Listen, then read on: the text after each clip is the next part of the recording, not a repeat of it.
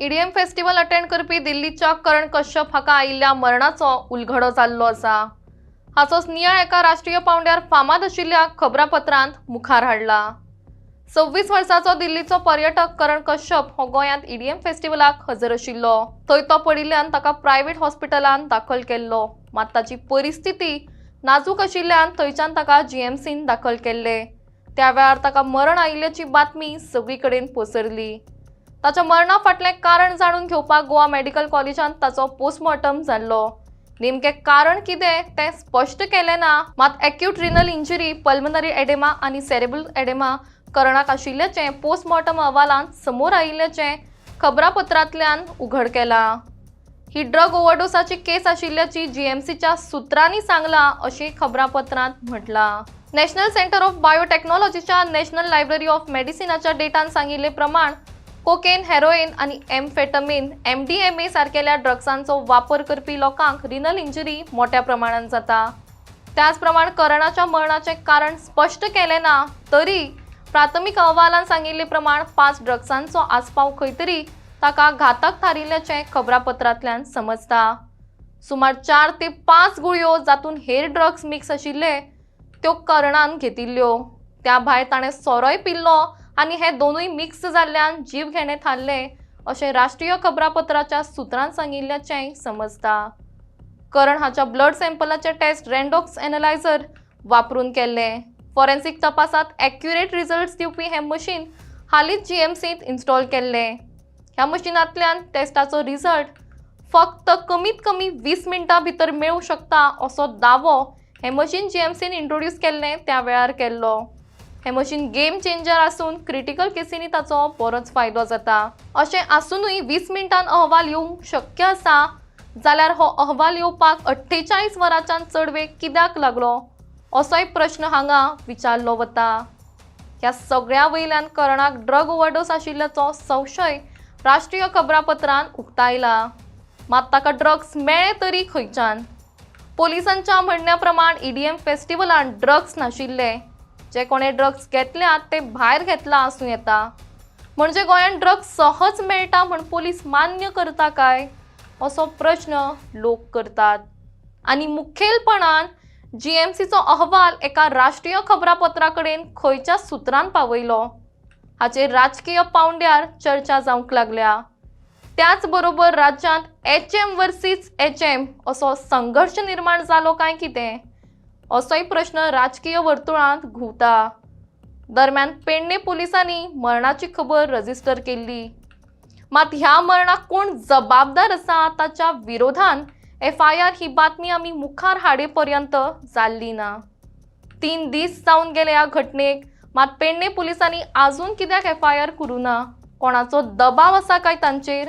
शेनवारा 28 डिसेंबराक रातचे करणाक मरण आयिल्लें, मात ताचो मेडिकल अहवाल येवन लेगीत पेडणे पोलीस आनी गोवा पोलीस कित्याक उगी? कोणाचो दबाव आसा तांचेर? अशे प्रश्न सद्याक राज्यभर लोकांक उपसल्या। नमस्कार।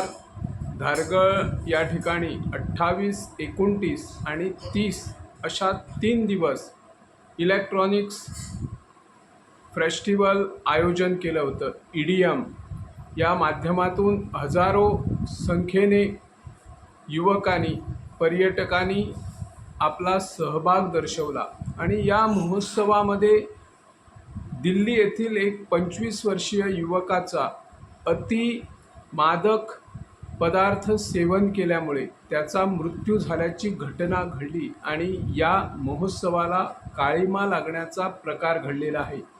दरवर्षी ज्या ठिकाणी असे इलेक्ट्रॉनिक्स डान्स फेस्टिवल आयोजित केले जातात त्या ठिकाणी अशा घटना घडत असतात, परंतु आपल्या पेडणे तालुक्यात प्रथमच धारगळ या परिसरात हा महोत्सव आयोजित केला होता आणि 28 रोजी उशिरा एका युवकाचा मृत्यू झाल्याची नोंद पेडणे पोलिसांनी केली होती, परंतु त्या विरोधात कुणाचाही गुन्हा नोंदवण्यात आला नाही। पेडणे पोलीस निरीक्षक सचिन लोकरे यांच्याकडे संपर्क साधला असता त्यांनी या घटनेची नोंद केल्याचे नमूद केले, परंतु गुन्हा कुणाच्या विरोधात अजून वरिष्ठांकडून आपल्याला तशा प्रकारचा अहवाल आला नाही। वरिष्ठ अधिकारी योग्य तो निर्णय घेतील असे त्यांनी सांगितलेलं आहे.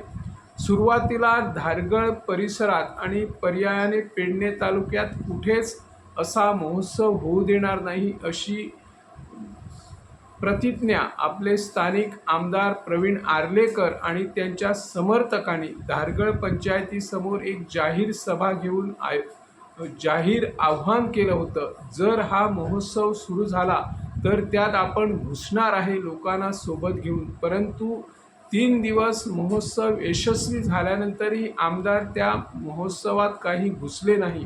त्यांचा विरोध का मवाळ भूमिका झाली हे मात्र आजपर्यंत स्पष्ट झाले नाही. परंतु या महोत्सवात एक नजर मारली तर असे दिसून येईल की भ्रष्टाचाराचा कळस कुठंतरी गाठलेला दिसून येत आहे. ज्यांनी विरोध केला होता त्यांचे अनेक समर्थक या सन्मानमध्ये पासद्वारे प्रवेश करत असल्याचे चित्र दिसून येत होते. या महोत्सवात ज्यांनी विरोध केला त्यांनी पास कुठून मिळवले, त्यांना कुणी पास दिले किंवा त्यांनी स्वतःच्या पैशातून हे पास घेऊन प्रवेश मिळवला आहे का, असा प्रश्न सध्या निर्माण होत आहे.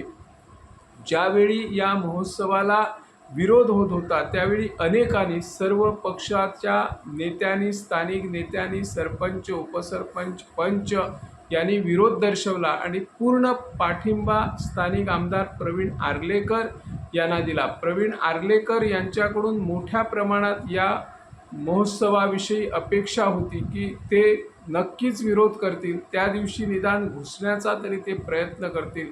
परंतु तसं काहीच झालं नाही.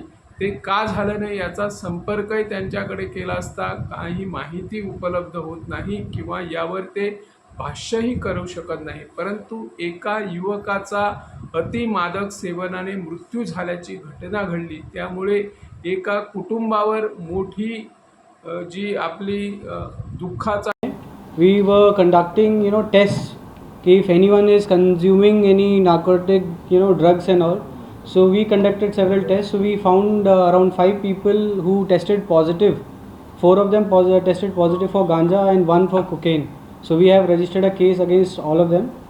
And हमारा जो स्टैंड लगा हुआ था वो पुलिस कंट्रोल रूम के अंदर लगा हुआ था, अंदर ही लगा हुआ था सनबर्न वेन्यू के. तो इन लोगों के जो भी कंज्यूम किया हुआ, इन्होंने अंदर कोई ऐसा कंज्यूम नहीं किया, ये बाहर से कंज्यूम करके आए थे.